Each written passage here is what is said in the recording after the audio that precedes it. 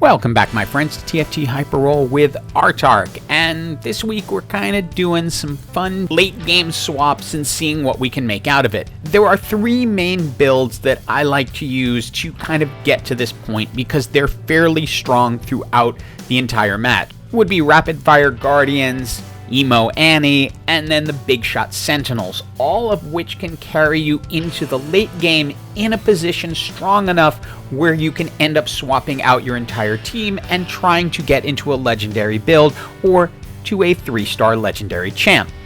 So when we see the Big Shot Corki here, along with the Mordekaiser that we already got out of the first NPC round, thanks to Scuttle Puddle, we can pick it up, head to Big Shot Sentinel, which will help carry us into stage 10. Here's the thing, when it comes to augments and you're planning on doing a swap build like this, you have to think differently. Normally I would take Freaky Friday for this build, or Twin Terror in the hopes that I can get a lot of big shots, but Shopping Spree is going to be very important for late game. So if you plan to do a big swap at the end of the game where you dump your headliner, you want to make sure you have as many rolls as possible for that point in the game. And we're skipping over a lot of fights, but you should be on a fairly decent win streak or high up, but items are still going to play an important part. Here, their Annie has some very good items, while all we've managed to get on Corki so far is a bow. So yeah, we're gonna go down there, but we're still at 18 health. And we head into the second set of augments, and nothing really thrilling here. So we're gonna go ahead and re-roll them, and really nothing thrilling anywhere. Pandora's items would have given us the ability to craft items, but we're not sure what the final team is going to be, so we'll take Partial Ascension, which will just make this team stronger and enable us to get to that final round. Thanks to Shopping Spree, we are able to get to the gold 3-star Corki, although not in time for this particular fight, and we also picked up all key Ezreal items for Kaisa. That's going to help us get through mid to late game when we want to get up to stage 10.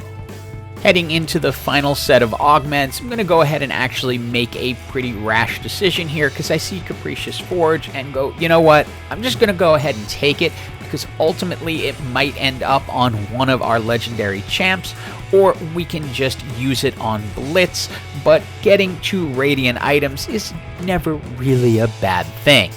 And this build should keep you pretty strong throughout the game. It's designed really to get into the end. It's a fairly consistent top 4. Our goal with what we're doing here is just to get to 10 with enough health left so that we can make some swaps.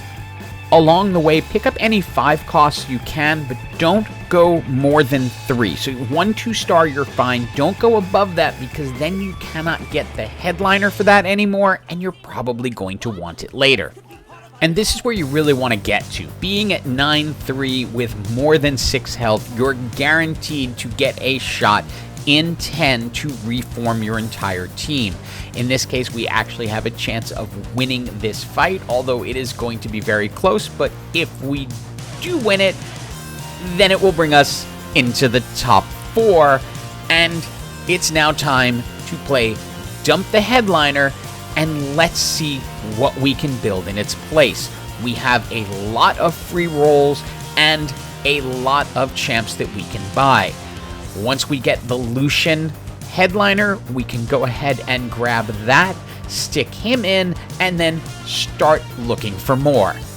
Now, unless you get really lucky in stage 10-1, you're likely going to be in a situation like this.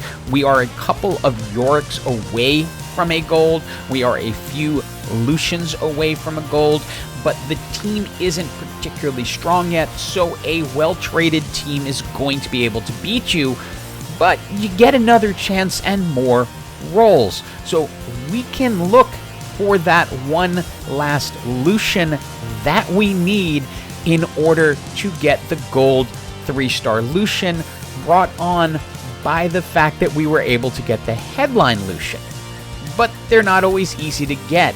We are now 1 Yorick away, but we do get our gold 3-star Lucian just before the next fight.